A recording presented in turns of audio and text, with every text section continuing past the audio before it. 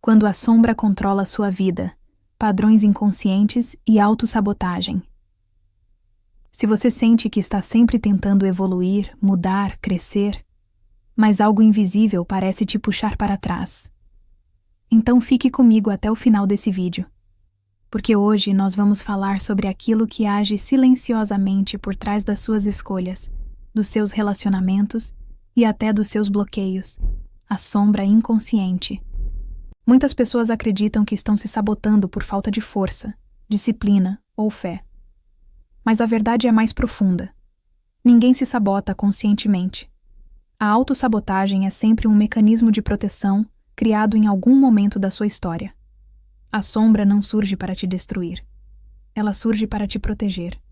Mesmo que hoje essa proteção já não faça mais sentido.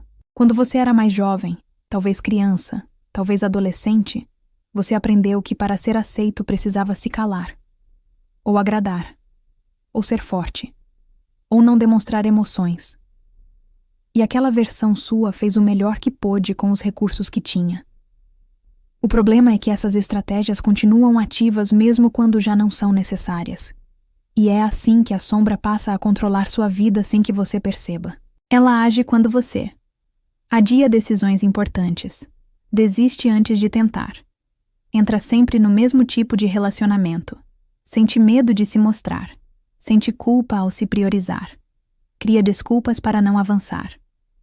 Tudo isso não é fraqueza, é programação inconsciente. A sombra atua no piloto automático. Ela age rápido, silenciosa, e sempre com uma justificativa que parece lógica. Mas por trás dessa lógica existe medo. Medo de rejeição, medo de abandono, medo de fracassar, ou, muitas vezes, medo de dar certo. Sim, muitas pessoas têm medo do próprio sucesso, porque sucesso muda a identidade, muda relações, muda a forma como você se vê, e a sombra prefere o conhecido ao saudável. Talvez você diga para si mesmo, não é o momento, depois eu faço, não sou bom o suficiente. Quando tudo estiver perfeito, eu começo. E enquanto isso, a vida passa. A sombra também se manifesta quando você se cobra demais, quando nada é suficiente, quando você nunca se permite celebrar. Isso não é humildade. Muitas vezes é um mecanismo para não se expor, porque quem nunca se sente pronto, nunca precisa se mostrar. Percebe como a sombra é inteligente? Ela não grita, ela sussurra. Ela se disfarça de prudência, de responsabilidade, de realismo, mas no fundo, ela está apenas tentando evitar uma dor antiga. E aqui entra um ponto fundamental do trabalho sombra. Você não se liberta combatendo a sombra, você se liberta entendendo-a. Cada padrão repetido na sua vida carrega uma mensagem. Cada ciclo que se repete está pedindo consciência. Se você sempre se sente abandonado, talvez exista uma parte sua que aprendeu a se abandonar primeiro. Se você sempre atrai pessoas indisponíveis, talvez exista medo de intimidade real. Se você sempre se coloca em segundo plano, talvez tenha aprendido que amor vem através do sacrifício. Nada disso é culpa sua, mas tudo isso é responsabilidade sua agora. O trabalho sombra começa quando você para de se julgar e começa a se observar. Quando algo dá errado, ao invés de perguntar, por que isso acontece comigo? Você pergunta, o que isso ativa em mim? O que eu estou tentando evitar sentir? O que essa situação está me mostrando sobre mim? E esse simples movimento muda tudo, porque a sombra perde poder quando é vista com consciência.